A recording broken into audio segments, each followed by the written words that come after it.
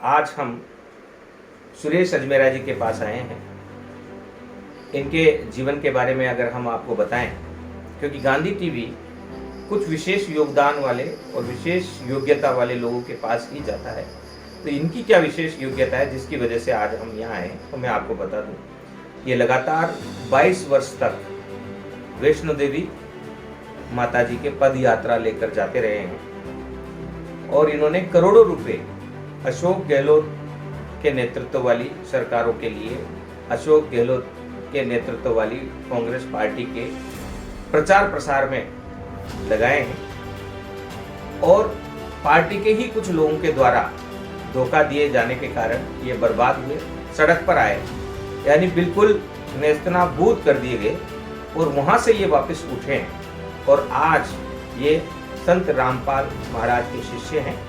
हम इनसे जानते हैं ये जन्मदिन क्यों नहीं मनाते हैं, क्योंकि हर बार इनका जन्मदिन जोर शोर से मनता था। हम जन्मदिन की बधाई देने आए, मेरे भी पुराने मित्र हैं, तो इन्होंने बताया कि अब मैं जन्मदिन नहीं मनाऊंगा। तो 2 सवाल इनके लिए हमारे हैं कि जन्मदिन ये क्यों नहीं मनाते हैं, और उसके बाद हम दूसरा सवाल भी जो महत्वपूर्ण है वो पूछेंगे।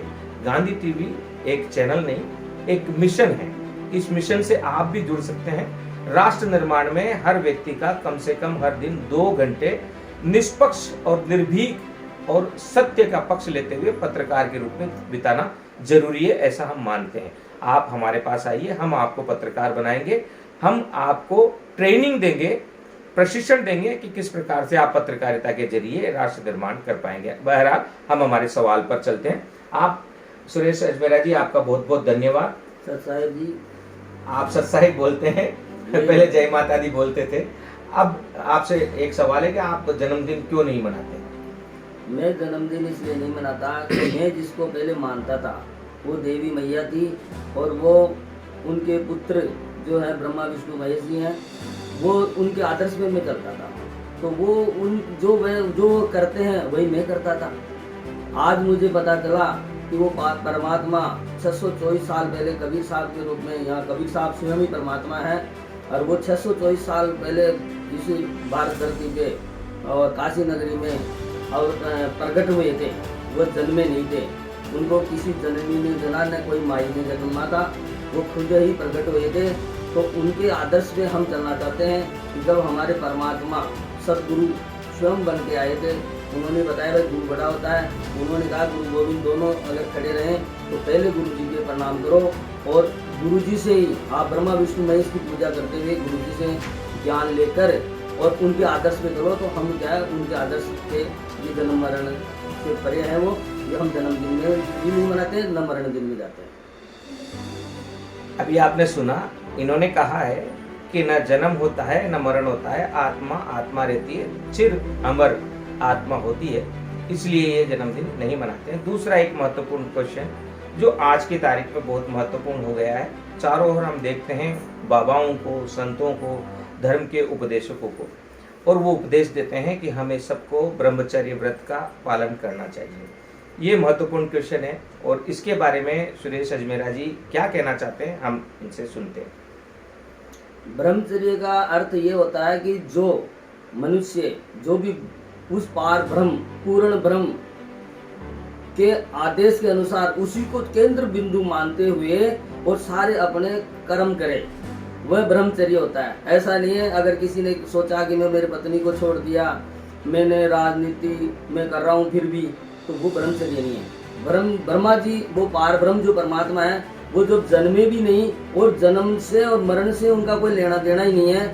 तो आप राजनीति, किसी ने अभी मैंने 2-3 दिन पहले देखा भी था, किसी का इंटरव्यू चल रहा था, वो कह रहा था कि साहब मैं कबीर साहब को भी प्रणाम करता हूँ, स्वामी राम दयानंद जी को भी करता हूँ, और नेता जो थे हमारे प्रधानमंत्री जी के लिए भी बोला कि वो भी ब्रह्मचर्य है, योगी जी के लिए भी बोला उन्होंने। तो उन संत, एक जो संत प्रवृत्ति के थे, उन्होंने कहा कि आप ब्रह्मचर्य की बात कर रहे हो तो इनको एक ही कैटेगरी में कैसे डाल दिया आपने। ब्रह्मचर्य का अर्थ सिर्फ इन सेक्स से भी नहीं होता है और किसी से राजनीति से भी नहीं होता है। जो सबसे बड़ा नेता तो काल निरंजन है, जो खुद ही 70 युग तक एक पाँव पे खड़ा रह के, और उसने परमात्मा कबीर साहब से ये वर मांगा था कि मुझे राज करना है, और वही जन्म मरण में लाता है सबको। तो ब्रह्मचर्य का मतलब इन चीजों से नहीं है, राजनीति से भी नहीं है। नेता भी होगा तो वो ब्रह्मचर्य नहीं है। ब्रह्मचर्य वो है जिसका संबंध सिर्फ और सिर्फ संबंध उसका उस पार ब्रह्म पूर्ण ब्रह्म से होना चाहिए। पूर्ण ब्रह्म परमात्मा के को केंद्र बिंदु यहाँ लास्ट में है, या तो गुरु पे हो या सतगुरु पे, परमात्मा पे हो, साई पे हो या तो साई पे या सतगुरु पे हो। इनके आदर्श में जो चलेगा वो ब्रह्मचारी है। जो स्वामी विवेकानंद है, उनके जो गुरु थे वो खुद भी ब्रह्मचारी थे, लेकिन उनकी एक पत्नी भी थी, फिर भी सबसे बड़े ब्रह्मचारी थे। इसका अर्थ होता है एक नारी सदा ब्रह्मचारी। अगर आप अपनी पत्नी के अलावा और कहीं ध्यान नहीं लगाती हो तो भी ब्रह्मचारी हो, क्योंकि आपका ध्यान वहाँ लगा हुआ है जहाँ पे लगना चाहिए। आजकल जो लोग हैं आजकल के, वो भगत भी बन रखे हैं। इसे आप चौपाइयों में किस प्रकार समझाना चाहेंगे अंधे दर्शक? चौपाई के रूप में चौपाई के रूप में ये लिखा हुआ है, अंधे गूंगे गुरु गणे, लोभी लंगड़े लाख, और साहिब से परिचय नहीं, झूठी बनावे साख। अभी आपने देखा होगा, हमने जयपुर में भी सतभक्ति के लिए फ्लेक्स लगाए थे, उसमें भी हमने लिखा था जो भी आज के जमाने में है ना, जो भक्ति भावना के बारे में बताया, कैसे भगत हो गए। भक्ति भाव भादो नदी सभी चले गहराए, और सरिता वही जानिए जो जेठ मास ठहराए। बिल्कुल, हम छोटा सा एपिसोड बनाना चाहते थे, थोड़ा लंबा हो गया, लेकिन एक महत्वपूर्ण क्वेश्चन इसलिए कि वह सुरेश अजमेरा जो इस शहर की पहली टक्सन उठाते हैं गाड़ी, और पहली टक्सन जब शोरूम से कंपनी से निकलती है तो सुरेश अजमेरा के नाम निकलती है। और इनका एक जमाना था जब इस शहर में ही नहीं, पूरे राजस्थान में बड़े बड़े कांग्रेस के लीडर और बड़े बड़े समाज के नेता इनको जानते थे। एक समय आया कि इनके पास टक्सन की 4 पहिए की गाड़ी छोड़कर 2 पहिए का एक वाहन तक नहीं, बिल्कुल नेस्तनाबूद हो गए, बिल्कुल अस्तांचल जिसे कहते हैं, अस्त हो गया ये सूरज। लोगों ने सोचा कि अब सुरेश अजमेरा वापस नहीं आ पाएंगे, वापस उभर नहीं पाएंगे। लेकिन आज फिर वही टक्सन गाड़ी जो कबाड़ी पर खड़ी थी वापस ठीक होती है, और वापस ये उस टक्सन गाड़ी में सवार होते हैं, और आज फिर वही समाज के लोगों के बीच में, राजनीतिक नेताओं के बीच में वापस खड़े हो रहे हैं। ऐसा चमत्कार कैसे हो पाया, ताकि उन लोगों को संबल मिल सके, उन लोगों को ताकत मिल सके जो इस दौर से गुजर रहे हैं। ये सारा जो चमत्कार है ये पूर्ण संत के चरणों में जाने से मिला। और मैं तो एक अंधा आदमी हूँ, मैं कभी शरण में नहीं गया, ये मान लो आप। तो वो परमात्मा ने मेरे पे दया करी कि आप यात्रा कर रहे हो, इतने वो कर रहे हो, फिर भी आप, वो कहावत है ना, बरमत बरमत सब बरमाई, राम भक्ति कोई बिगड़ा पाई, और प्रेम भक्ति सब ऊपर राजे, अखंड राम जहाँ अटल विराजे। वह परमात्मा राम कबीर साहब ने, सदगुरु रामपाल जी भगवान की दया से मुझे अपनी शरण में ले लिया, और उसमें आने के बाद में कहावत है, सतगुरु जो चाहे सो करिए। तो रामपाल जी तो जेल में, फिर उन्होंने कैसे आपको शरण में ले लिया? जेल में कौन नहीं है, ये काल निरंजन है ना, जो हमारा नेता है पूरे ब्रह्मांड का, वो खुद स्वयं। नहीं, हमारा सवाल है कि वो जेल में है, तो आप वो काल निरंजन की, हम सब जेल में हैं।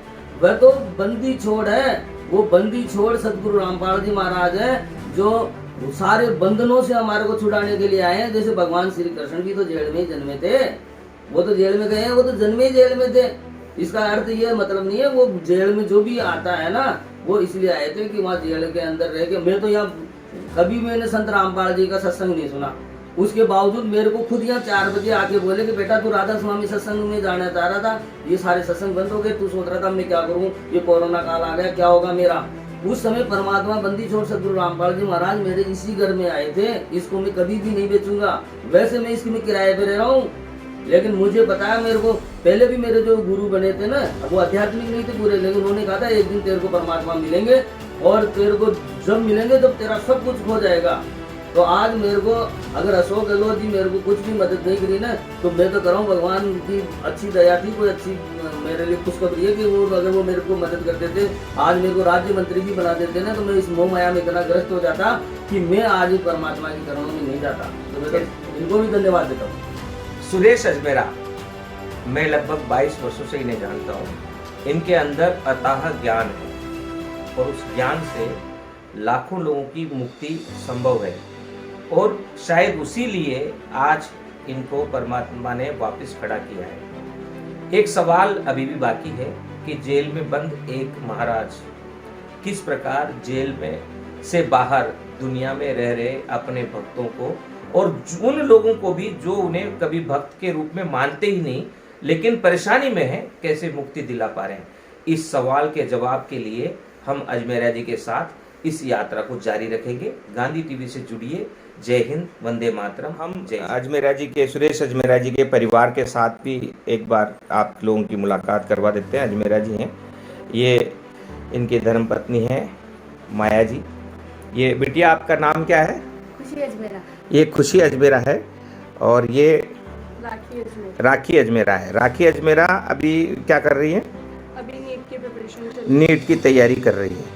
क्या विश्वास है कि गुरुजी आपके नीट की तैयारी में भी चमत्कार दिखाएंगे? है। बिल्कुल। अच्छा, आप माया अजमेरा जी हैं और इनके सुख दुख के हमेशा साथी रहे। कष्ट आया तो भी ये इनके साथ है, परिवार के साथ उन कष्टों को थामने में। और लड़ाई झगड़े जरूर हुए, झंझावत तमाम प्रकार की परिवार में आए, लेकिन परिवार टूटने नहीं दिया। मैं इनसे पूछना चाहता हूं कि कितना आप विश्वास करते हैं गुरुजी के सच्चे मन से? अगर नहीं करते तो नहीं, अगर हाँ तो हाँ।